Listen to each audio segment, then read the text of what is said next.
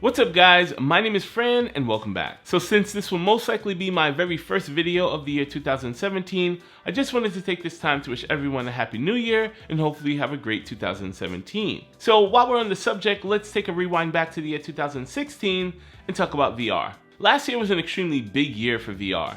We saw a number of manufacturers drop headsets, with Oculus Rift and the HTC Vive being the top two players. Now if you ask anyone who's used both headsets, they'll always tell you that the HTC Vive is a far more immersive VR experience due to its inclusion of the two sensors and two controllers. This allows you to achieve something called room scaling, which is the ability to use your entire environment to actually feel more immersed within the VR experience. Now this is very different from the Oculus experience, which is more of a sit-down 360 view than an actual VR experience. Now with Oculus obviously wanting to wear the VR crown, they introduced these controllers at the end of last year.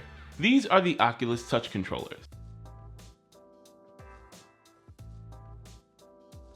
Now if you own an Oculus Rift headset, you'll know the unboxing experience was extremely premium. The Oculus Touch is nothing like that. Inside of the packaging for the Oculus Touch, you'll find two controllers, an extra sensor, and a pair of AA batteries. Once you have the sensor set up properly, you can then define your play area similar to the way you define it with the HTC Vive. Once this is complete, you can go ahead and start enjoying your Oculus Touch controllers. I played a number of VR games specifically made for the Oculus Touch controllers, and I've got to say I was pretty impressed. My comparison in this space is the HTC Vive controllers. Now while the tracking is very good in both applications, the Oculus Touch controllers actually seem far superior, and that's because you have the capabilities of actually using your full hand. You see, there's a number of sensors on the Oculus Touch controller that actually allows it to detect which fingers you have on the controller itself. This allows it to mimic hand movements and create more of an immersive experience. While the Oculus Touch controllers definitely add more immersion to the VR experience you have with the Oculus Rift, it still falls short of what the HTC Vive can accomplish, and that's full 360 room scaling VR. You see, the Oculus Rift only has two sensors that sit at the front of your play space. Now you can accomplish full room scaling with the Oculus Rift.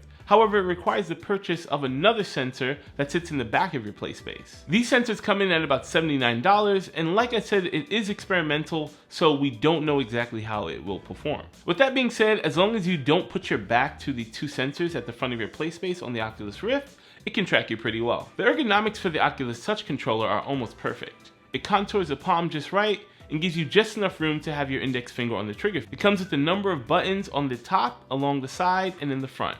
There's also a halo around the controller. Now I'm only going to assume these are the sensors that can detect your finger position when they're located on or around the controller. The overall build quality of the Oculus Touch controllers is pretty premium as well. However, I do wish they opted for more rubber materials opposed to the plastic materials that they used. So is the Oculus Touch controller pack worth it?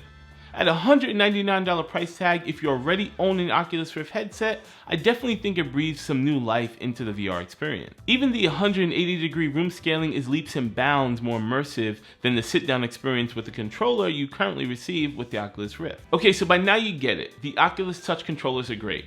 But is it too little too late, or is VR already dead? Well, that depends on who you ask. If you ask me, I think we're just scratching the surface of VR capabilities. However, we have a couple of kinks to work out. Right now, it's content creation, the price point of entry, as well as VR experiences that are longer than tech demos, but don't induce VR fatigue. All in all, I do think VR is here to stay, and I'm excited to see what 2017 has in store for this space. Hopefully we'll see something new and revolutionary at CES 2017. With that being said, that's going to wrap up my review of the Oculus Touch controllers. If you guys have any other questions about it, feel free to leave them in the comment section below. And also, if you like this video and you want to see more content like it, do me a favor, hit that like button, and don't forget to subscribe. Once again, my name is Fran. Thank you so much for checking out this video, and hopefully I see you soon.